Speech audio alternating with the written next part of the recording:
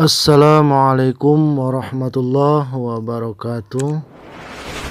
Pada video kali ini saya akan menjelaskan masih dalam bab talak.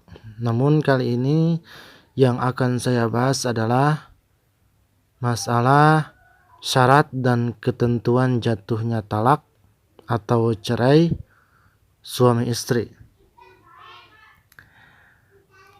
Talak atau perceraian adalah terlepasnya ikatan perkawinan antara suami istri, baik karena ungkapan talak sang suami maupun karena gugatan sang istri melalui meja pengadilan. Meski talak merupakan perkara yang diperbolehkan dalam syariat, tapi selama perkawinan masih bisa dipertahankan, seharusnya talak ini bisa dihindari karena tak sedikit dampak negatif yang ditimbulkan akibat perceraian, baik bagi keluarga, anak-anak maupun masyarakat secara umum.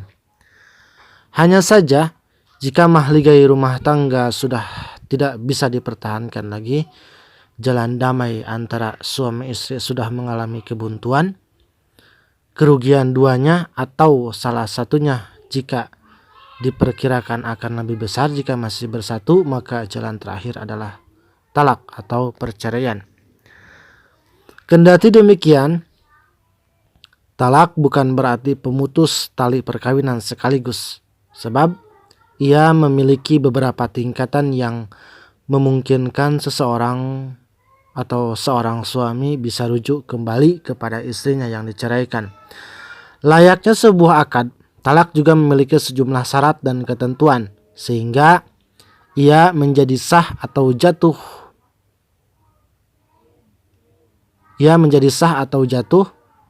Walaupun tidak disadari orang yang menjatuhkannya. Para ulama fikih melihat syarat dan ketentuan talak ini dari 3 aspek. Pertama, dari aspek yang menjatuhkan, yaitu suami. Kedua, dari aspek yang ditalak, yaitu istri. Ketiga, dari aspek ungkapan atau redaksi talak. Pertama, yang menjatuhkan talak adalah suami yang sah, baligh, berakal sehat dan menjatuhkan talak atas kemauannya sendiri. Artinya, tidak sah seorang laki-laki yang menalak perempuan yang belum dinikahinya. Seperti mengatakan, jika aku menikahinya maka ia tertalak. Demikian pula anak kecil dan orang yang hilang kesadaran, seperti karena tidur, sakit, hilang ingatan, dan mabuk. Hanya saja, menurut Syekh Syairoji dalam kitab Al-Muhaddab, hilangnya kesadaran mereka perlu dilihat penyebabnya. Begitu pula orang yang dipaksa menjatuhkan talak juga perlu dilihat paksaannya, apakah hak atau tidak. Jika paksaannya hak seperti paksaan hakim di pengadilan, maka talak yang dijatuhkannya adalah sah dan jatuh. Sama halnya dengan keputusan cerai yang telah diputuskan oleh hakim pengadilan. Selanjutnya, Syekh As-Syairoji merinci kriteria paksaan tersebut. 1. Pihak yang memaksa lebih kuat dari yang dipaksa sehingga tidak bisa ditolak. Yang kedua, berdasarkan dugaan kuat, jika paksaan itu ditolak, sesuatu yang ditakutkan akan terjadi. Yang ketiga, paksaan akan diikuti dengan sesuatu yang lebih membahayakan seperti pemukulan, pembunuhan, dan lain sebagainya. Maka, dalam kondisi demikian, ungkapan jelas seseorang yang menjatuhkan talak dianggap sebagai ungkapan sindiran. Jika diniatkan dalam hatinya, talaknya jatuh. Jika tidak diniatkan, talaknya tidak jatuh, sebagaimana yang diungkap oleh Syekh Muhammad Ibnu Qasim dalam Fathul Qarib.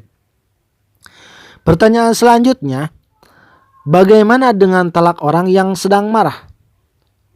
Mengenai pertanyaan ini, Syekh Jainuddin Al-Maribari, salah seorang ulama Syafi'i, menyatakan dalam kitab Fathul Mu'in, wattafaqu ala wuqu'i talaqil ghadbani wa inidda'a zawalu syu'urihi bil ghadbi. Artinya, Para ulama sepakat akan jatuhnya talak orang yang sedang marah meskipun ia mengaku hilang kesadaran akibat kemarahannya. Kedua, istri yang ditalak harus dalam keadaan suci dan tidak dicampuri. Yang kemudian talaknya dikenal dengan talak sunnah.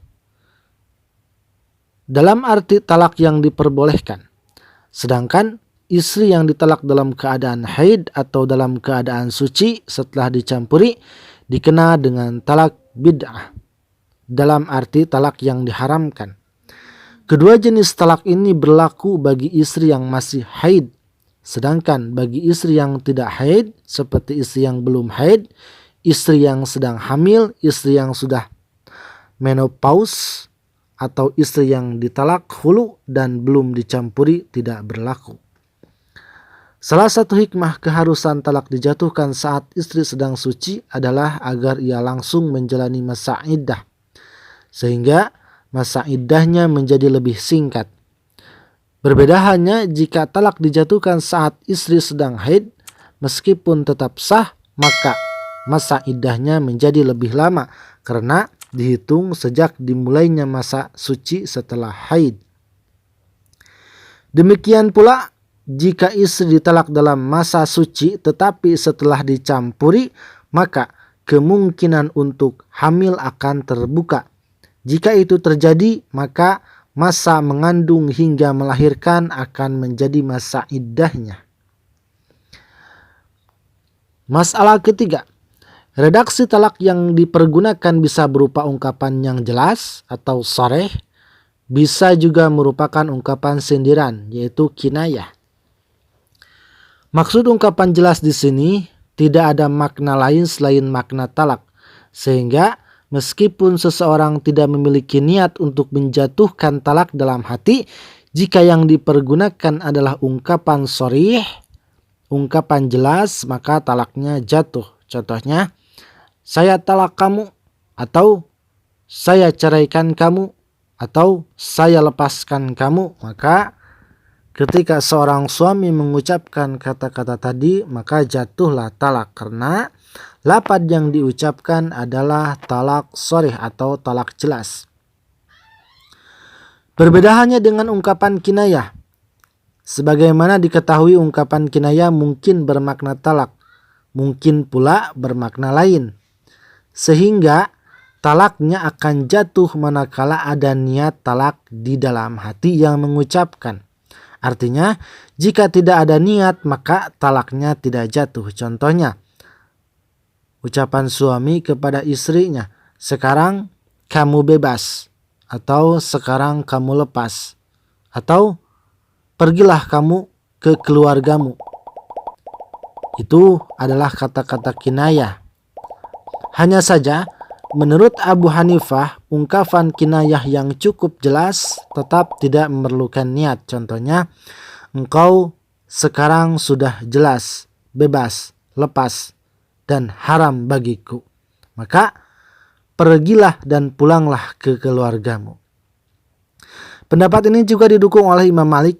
Sementara Imam Ahmad, makna atau konteks keadaan dalam suatu ungkapan kinayah menentukan status niat. Sejalan dengan ungkapan kinayah adalah ungkapan sharih yang dilontarkan oleh seorang yang dipaksa. Maka jatuh dan tidaknya talak kembali kepada niat dalam hatinya. Jika bersamaan dengan ungkapan itu ada niat, maka jatuhlah talaknya. Begitu pula sebaliknya. Talak juga jatuh dengan ungkapan ta'liq, seperti ungkapan seorang suami kepada istrinya. Jika engkau masuk lagi ke rumah, atau jika engkau masuk lagi ke rumah laki-laki itu, maka engkau tertalak. Jika istrinya benar-benar masuk ke rumah tersebut, maka jatuhlah talaknya. Kemudian, talak juga jatuh dengan ungkapan senda gurau atau main-main selama disengaja mengucapkannya, sekalipun tak disengaja maknanya. Jadi, itulah kira-kira pembahasan saya kali ini. Kurang dan lebihnya mohon maaf. Apabila ada kesalahan, kekurangan, silahkan kalian komen di kolom komentar. Terima kasih. Wassalamualaikum warahmatullahi wabarakatuh.